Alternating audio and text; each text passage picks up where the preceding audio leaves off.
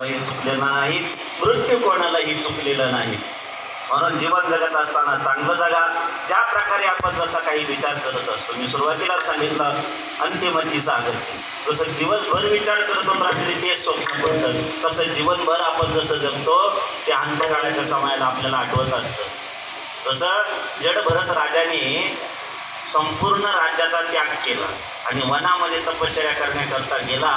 आणि ज्यावेळेस एकदा गंगा स्नानाला गेला सकाळी सकाळी, एका हरणाच्या पाठीमागं वाघ लागलेला होता. हरण पळत पळत आलं, ते गर्भवती होतं. पाण्यामध्ये उडी मारली आणि पाण्यात उडी मारल्यानंतर त्या हरणाचं पाडस त्या जडभरत राजाच्या हाताला आलं आणि त्या हरणाचं पाडस तो आपल्या आश्रमात घेऊन आला. उठता बसता त्याला त्या हरणाचं स्मरण होऊ लागलं. एक दिवस ते हरण मोठं झालं. मोठं झाल्यानंतर ते हरणाच्या कळपामध्ये निघून जायला लागलं. जडभरत राजा पाठीमागं धावतोय, पायाला ठेच लागली, जागीच मृत्यू झाला. मृत्यूच्या समयाला हरणाचं स्मरण झालं. जडभरत राजा हरणी गर्भात गेला. ज्या तैसी कल्पना त्या तैसी भावना, अंती जे वासना जडून ठेली. विठ्ठल विठ्ठल म्हणून ज्या निमित्ताने आपण जमलेलो आहोत ते वर्ष श्राद्ध आहे. हा जीव जन्माला आल्यानंतर त्याच्यावरती प्रामुख्याने 3 प्रकारचे ऋण सांगितले जातात. पहिला देव ऋण, दुसरा ऋषी ऋण आणि तिसरा पितृ ऋण. जोपर्यंत 3 ऋणातून मुक्त होत नाही तोपर्यंत या असणाऱ्या जीवाला वासनामय शरीरातून मुक्ती भेटत नाही. जोपर्यंत वासनामय शरीरातून मुक्ती भेटत नाही तो असणारा जीव प्रेत योनीला जातो. आणि तो जर अशांत असेल तर आपल्याला आशीर्वाद देईल का?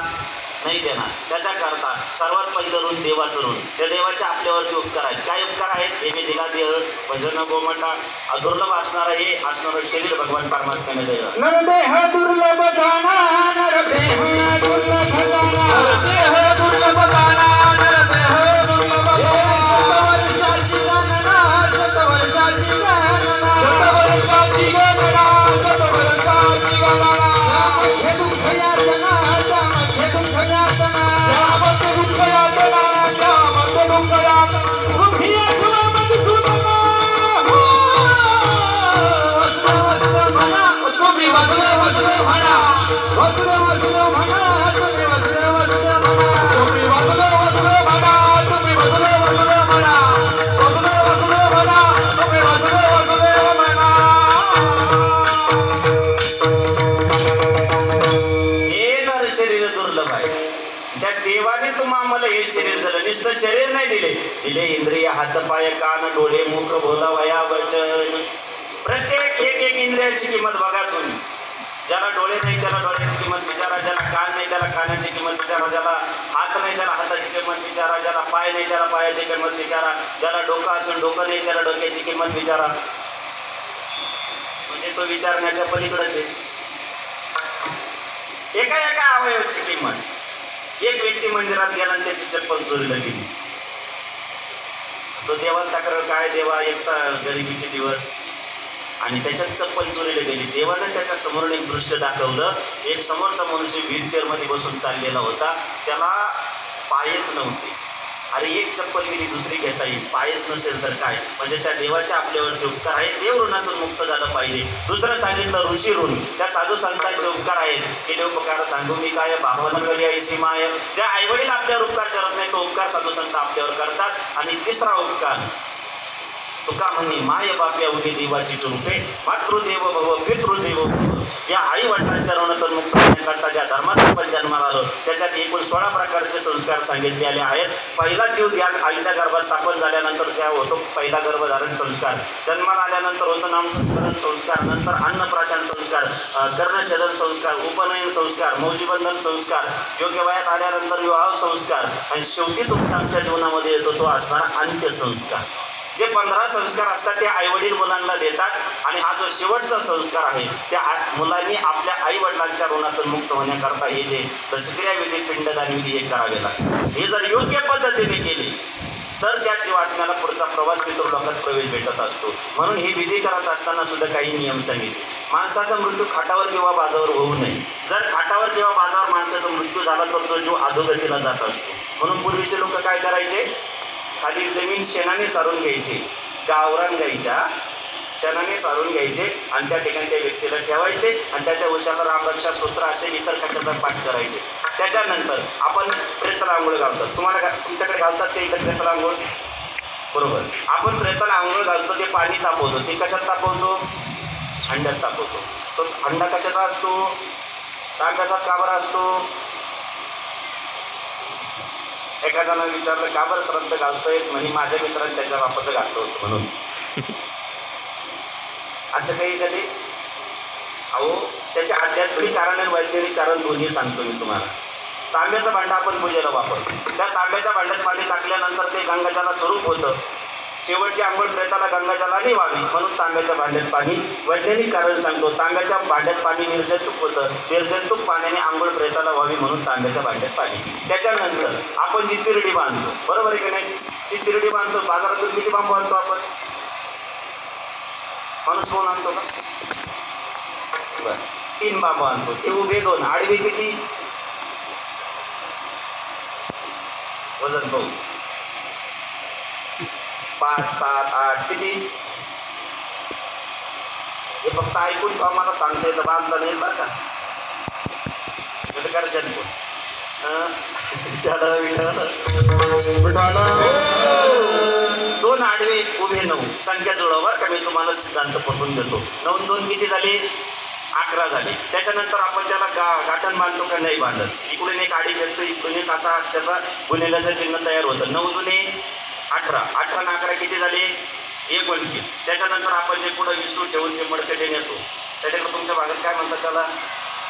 जे काही जे म्हणत असेल त्याला जर आपण जे 3 कामट्याने बनवतो त्याला सुद्धा गाठण नसते. त्याला खाचा करतो ना असं त्रिकोणाकृती आपण ते शिक्यासारखं बनवतो. 29 आणि 3 किती झाले? 32. खांदी तरी किती असतात? 32 आणि 4 किती झाले? 36 तत्वाचा मूळ हरी म्हणून 36 संख्या. विठ्ठल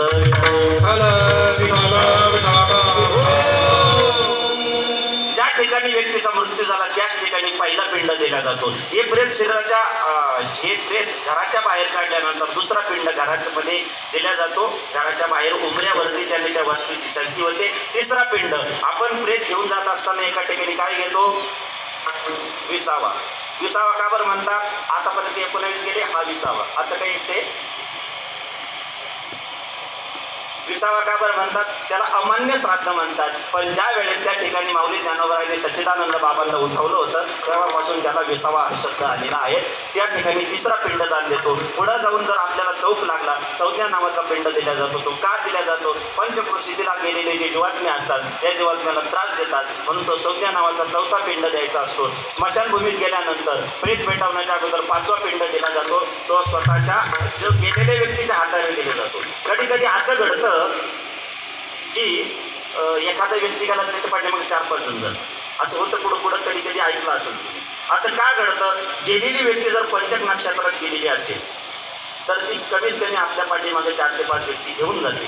असं होऊ नये त्याकरता शास्त्राने उपाय सांगितले आहे पंचक नक्षत्राची शांती. व्यक्ती गेल्याबरोबर जर समजलं व्यक्ती कोणत्या नक्षत्रात गेली तर 4 दरबारचे पुतळे बनवून ती व्यक्तीच्या अंत्यविधी व्हायच्या अगोदर तो पंचकाची शांती. त्याच्याकरता 5 प्रकारचे धातू चांदी, तांब, पितळ आणि तूप, गावरान तूप आणि तीळ असे 5 प्रकारचे वस्तू त्याला लागतात. 4 दरबारचे पुतळे. नंतर जर समजलं तर 5 दरबारचे पुतळे त्यांनी आपली हानी टळते. आणि त्याच्यानंतर रडण्याचं सुद्धा विधी सांगितलेलं आहे. जोपर्यंत शरीराला अग्निटाक दिला जात नाही तोपर्यंत रडू नये. त्या अगोदर रडलं तर काय होतं? गरुड पुराण सांगतं गेलेल्या जीवात्म्याला हे अश्रू प्यावा लागतात.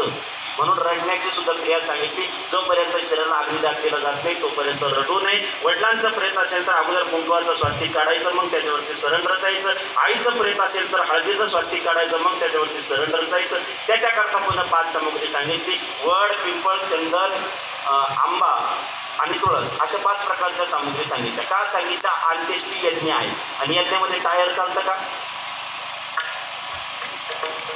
लोक म्हणतील महाराज पावसाळा आहे, लाकडं ओली आहेत. जो व्यक्ती गेला त्यांना 10 किलो गावरान तूप घेता एवढंच कमवलं असं, बरोबर आहे की नाही? त्याच्याकरता शास्त्राने पर्याय सांगितलं. लाकडं ओले असेल 10 किलो गावरान तूप, 10 किलो भीमसनी कापूर हे व्यवस्थितपणे त्या ठिकाणी भेटतं.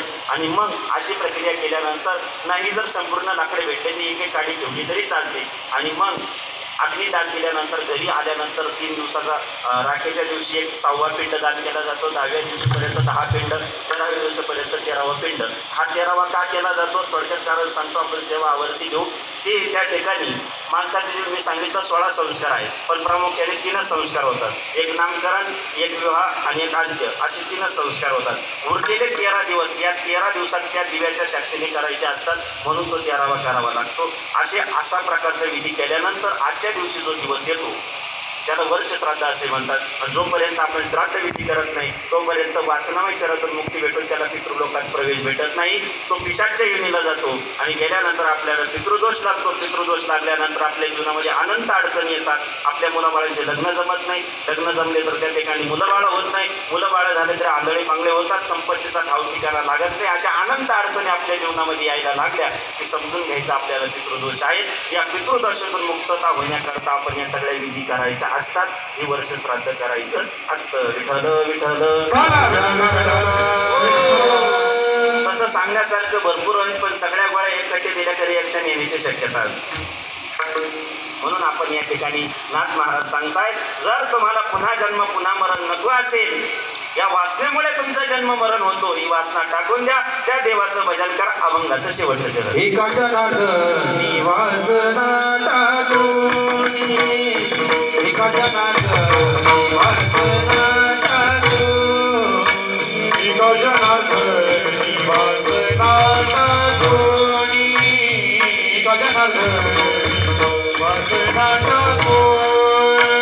एका जनार्दनी वासना टाकून,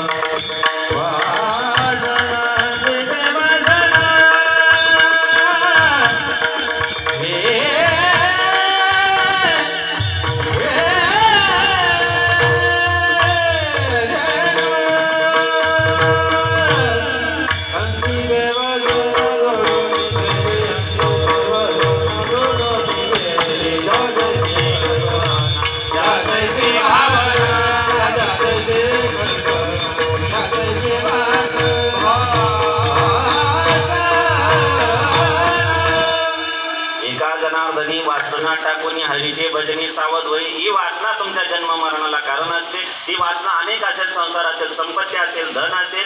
हे धन कमवत असताना याला माझं माझं म्हणू नये, हे घर बांधत असताना याला माझं माझं म्हणू नये. तुका म्हणे फजित कोर माझे माझे म्हणती घर, साधू संत सांगतात. म्हणून हे संपत्ती कमावता तू म्हणशील बायका पोर, हे तुझ्याच मागचे चोर, मेल्यावरती कापरे फोडते तुझ्याच डोक्यावर.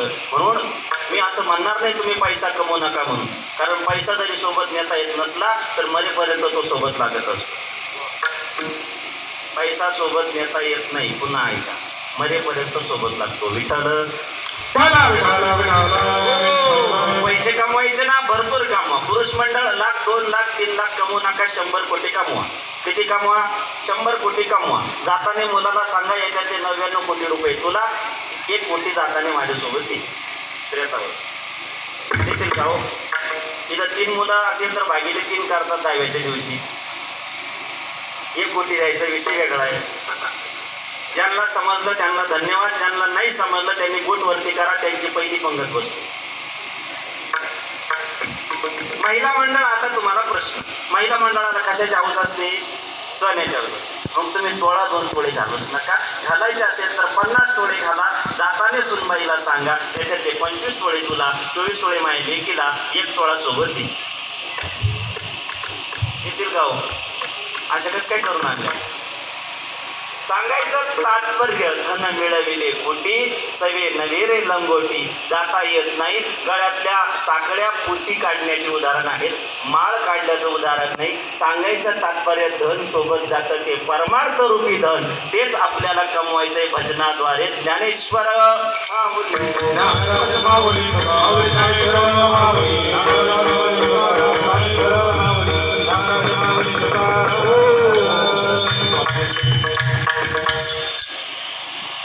म्हणून या ठिकाणी नाथ महाराजांच्या अभंगावरती गुरुवारी महंत स्वामी श्री रामगिरी महाराज यांच्या कृपा आशीर्वादाने काही एक चिंतन करण्याचा योग आला. म्हणून समस्त ग्रामस्थ या ठिकाणी सोनेवाडीकर मी सर्वप्रथम सर्व भजनी मंडळा ग्रामस्थांना धन्यवाद देतो. त्यांच्या माध्यमातून मी तुमच्या दर्शनाचा योग आला. हरिभक्तपरायण सुनील भाऊ गुडगे आणि किशोर भाऊ गुडगे मी दोघंही असणाऱ्या बंधूंना धन्यवाद देतो की ज्यांच्यामुळं तुमच्या असणाऱ्या दर्शनाचा योग आला. सुंदर असे 7 आपल्या कीर्तनाला ज्यांनी केली. हरिभक्त मृदंगाचार्य हरिभक्तपरायण ज्येष्ठ गुरुबंधू हरिभक्तपरायण विक्रमजी महाराज श्री क्षेत्र गोदावरी धाम गुरुच्या महाराजांच्या नित्याचे व्यक्ती असतात. म्हणून विक्रमजी महाराजांना मी सुद्धा धन्यवाद देतो. त्यांच्याकरता एकदा टाळी वाजवा. सुंदर अशी गायनाची साथ ज्यांची आपल्याला लाभली. हरिभक्तपरायण माझे ज्येष्ठ गुरुबंधू योगेश्वरजी महाराज त्यांच्याकरता सुद्धा टाळी वाजवा. श्री क्षेत्र गोदावरी धाम आणि माझे जीवलग मित्र ज्येष्ठ गुरुबंधू श्री क्षेत्र गोदावरी धाम विद्यार्थी आमचे मनोज महाराज कांदाळकर मी त्यांना सुद्धा या ठिकाणी धन्यवाद देतो. आणि सर्वात पहिले आल्याला मला ज्यांना धन्यवाद द्यायचा होता ते साऊंड सिस्टीममध्ये करतात. अतिशय काहीच सांगायची गरज पडली नाही. नुसती गाडी 50 लाखाची असून उपयोग नाही, ड्रायव्हर पण धडावं पाहिजे नाही तर ॲक्सिडेंट होण्याची शक्यता. त्यांची गाडी चांगली आणि ड्रायव्हिंग पण चांगली. म्हणून साईदीप साऊंड सिस्टीम अतिशय उत्कृष्ट साऊंड सिस्टीम आहे. ते साऊंड सिस्टीम वाल्यांना धन्यवाद देतो.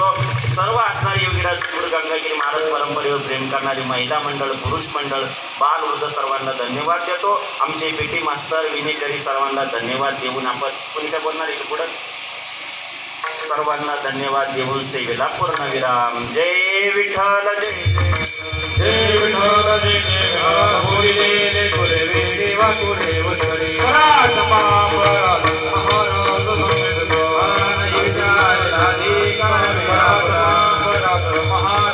हे तुका म्हणे जाणे बरा रखवाला बंदी करा करजा महापराध महाराज तुरीची